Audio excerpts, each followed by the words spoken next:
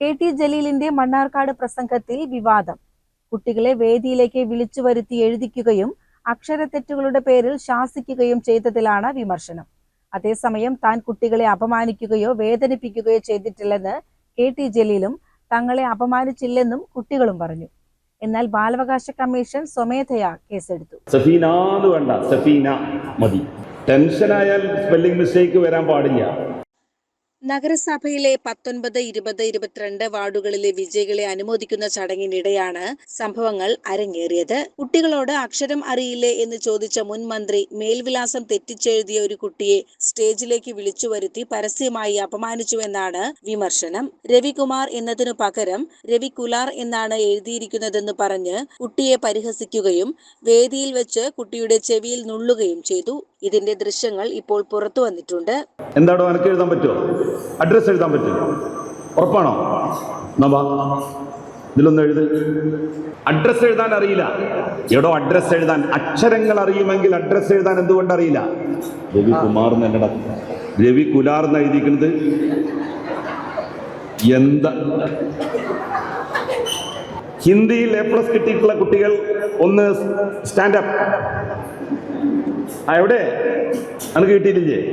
ഹിന്ദിയിൽ കിട്ടിയിട്ടില്ല അല്ലേ? രക്ഷപ്പെട്ടു. വേറെ കുട്ടികൾ കമോൺ. എന്താ ദം ദം എന്ന് പറഞ്ഞാൽ അർത്ഥം? മൈക്ക് കൊടുക്കുന്നു. ഒരു മൈക്കില്ലടോ. അല്ല, അതിനൊരു അർത്ഥമുണ്ട്. സം സം എന്ന് പറഞ്ഞാൽ അല്ല സം സം എന്ന് പറഞ്ഞാൽ എന്താണ്? നിക്കട്ടെ നിക്കട്ടെ എന്നാണ്. സ്റ്റോപ്പ്. സം സം എന്ന് പറഞ്ഞാല് സ്റ്റോപ്പ്. ഉന്നത വിദ്യാഭ്യാസ മന്ത്രി പദം വഹിച്ച ഒരു വ്യക്തിയിൽ നിന്നുണ്ടാകേണ്ട പക്വത KT ജലീലിന്റെ ഭാഗത്ത് നിന്ന് ഉണ്ടായില്ലെന്നാണ് വിമർശനം ഉയർന്നത്. അതേസമയം താൻ കുട്ടികളെ അപമാനിക്കുകയോ വേദനിപ്പിക്കുകയോ ചെയ്തിട്ടില്ലെന്ന് KT ജലീലും പറഞ്ഞു.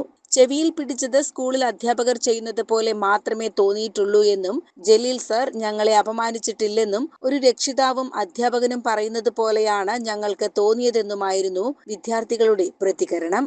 ഹിന്ദിക്ക് എത്ര % വെച്ചിട്ട് അപ്പോൾ ഹിന്ദിയിൽ കുറച്ച് എഴുതാൻ പറഞ്ഞു. എഴുതാൻ അറിയുമോ ചോദിച്ചപ്പോൾ എന്നിട്ട് അവിടെ നിർത്തി എഴുതിച്ചു. അപ്പം അതിൽ ചെറിയ തെറ്റ് വന്നു. അപ്പം അങ്ങനെ സ്കൂളത്തെ സാർമാർ പറഞ്ഞു തരും പോലെ അത് ശരിയാക്കി തന്നു. അത്രയുള്ളൂ. അതിൽ വേറെ പ്രശ്നങ്ങളൊന്നുമില്ല. നിങ്ങൾ അപമാനിച്ചു തരത്തിൽ വാർത്തകളൊക്കെ വരുന്നുണ്ട്. അതിനോട് എന്താ നിങ്ങൾക്ക് പറയാനുള്ളത്? അപമാനമായിട്ടൊന്നും ഞങ്ങൾക്ക് തോന്നിയില്ല. സ്കൂളത്തെ സാർമാർ പറയുമ്പോൾ തന്നെ ഞങ്ങൾക്ക് തോന്നിയിരുന്നു. ഇന്നലെ നഗരസഭ ചടങ്ങുണ്ടാവില്ലേ, അനുമോദന ചടങ്ങിനെ അത് കുട്ടികളെ അപമാനിച്ചു, KT ജലീൽ കുട്ടികളെ അപമാനിച്ചു എന്ന രീതിയിലാണ് വാർത്ത. നിങ്ങൾക്ക് ആ പ്രോഗ്രാം കഴിഞ്ഞപ്പോൾ അതിൽ പങ്കെടുത്തപ്പോൾ അങ്ങനെ വല്ല ഫീലിങ്സ് ഉണ്ടായിരുന്നു? ഇല്ല, ഞാന് എന്താ പറയാ, എന്റെ പാരന്റ്സും പിന്നെ അതേപോലെ തന്നെ അധ്യാപകരും ഉപദേശിക്കുന്ന രീതിയിലാണ് ഞാൻ അത് എടുത്തിട്ടുള്ളത്. അല്ലാതെ നെഗറ്റീവായിട്ടൊരു കമന്റ് അവിടെ ഇല്ല. എനിക്കങ്ങനെ അത് ഫീൽ ചെയ്തിട്ടില്ല. എന്താ പറയാ, പാരന്റ്സ് എന്നോട് എങ്ങനെയാണോ ഉപദേശിക്കുന്നത് ആ ഒരു രീതിയിലാണല്ലോ അദ്ദേഹം പറഞ്ഞിട്ടുള്ളത്. അല്ലാതെ അവിടെ ഇപ്പൊ ഒരു നെഗറ്റീവായിട്ടൊരു കമന്റ് അവിടെ ഇല്ല. എന്താണ് ഉണ്ടായത്? എന്താ പറയാ, SSLC കഴിഞ്ഞു.